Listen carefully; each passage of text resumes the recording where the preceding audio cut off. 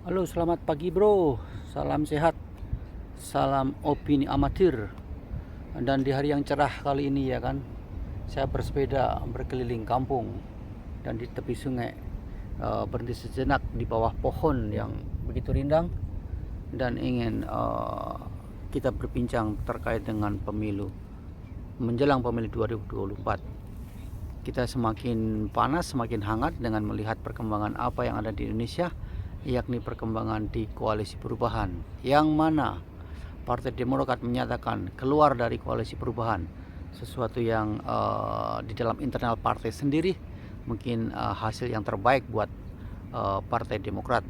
Ya, bisa kita maklumi, sedikit sewot mungkin ya kan, dengan adanya manifest ataupun manuver dari Surya Paloh yang mengangkat Muhaimin jadi calon wakil presiden Anies Baswedan di 2024 nantinya. Tentunya kita lihat saja perkembangan yang ada di depan mata kita nantinya. Dan di sini saya ingin menyatakan apakah di 2024 nanti kita akan bisa menikmati roti tar pemilu, hasil pemilu 2024. Jangan sampai di 2024 nanti hanya orang-orang atasan, politikus belaka yang menikmati hasil pemilu dengan memanfaatkan suara-suara rakyat, yang mana rakyat hanyalah gigit jari, tidak bisa menikmati roti tar itu sendiri. Sebagaimana selama ini hasil dari pemilu selama ini, apakah kita bisa merasakan langsung? Tentunya tidak secara merata, karena hanya beberapa orang saja yang bisa menikmatinya.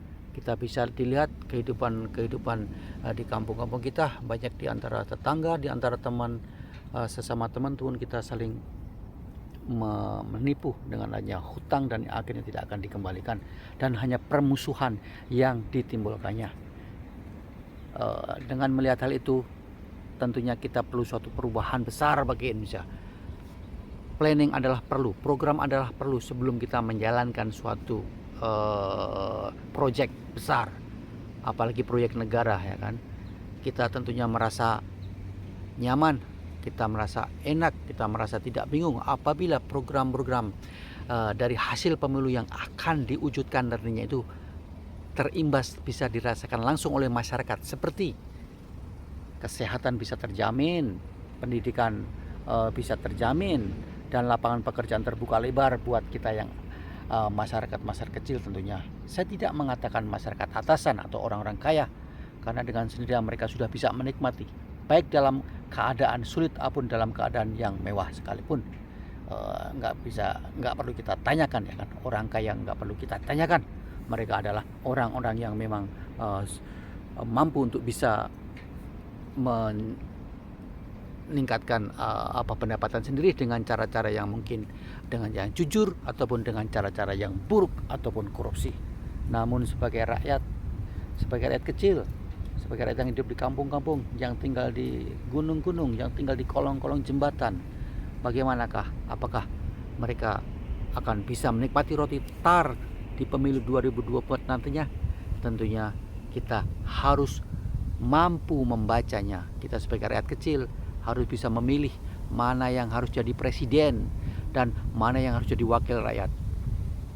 Kita banyak melihat contoh besar tetangga-tetangga kita, negara di negara luar seperti Sri Lanka. Tentunya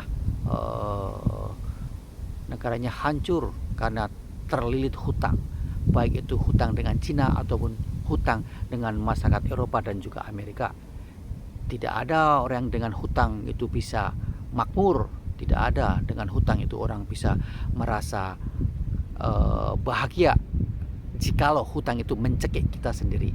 Hutang boleh, tapi dengan aturan yang sewajarnya, dan kita bisa mengembalikannya dengan aturan-aturan yang tidak memberatkan tentunya.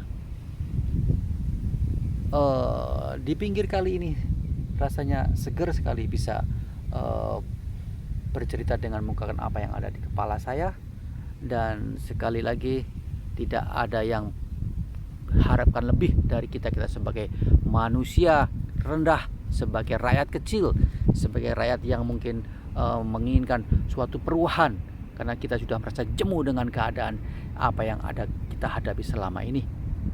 Harga-harga semakin naik, Kita kaya, Indonesia kaya, akan tetapi kita tidak bisa merasakannya sebagaimana yang seharusnya dicantumkan dalam Undang-Undang Dasar 1945.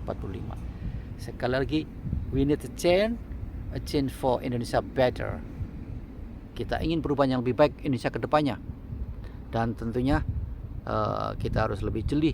Kita jangan sampai memilih orang-orang yang tetap mendukung koruptor, orang-orang yang tetap mendukung program-program yang tidak masuk akal, yang mana program-program itu hanyalah mencekik rakyat ke depannya.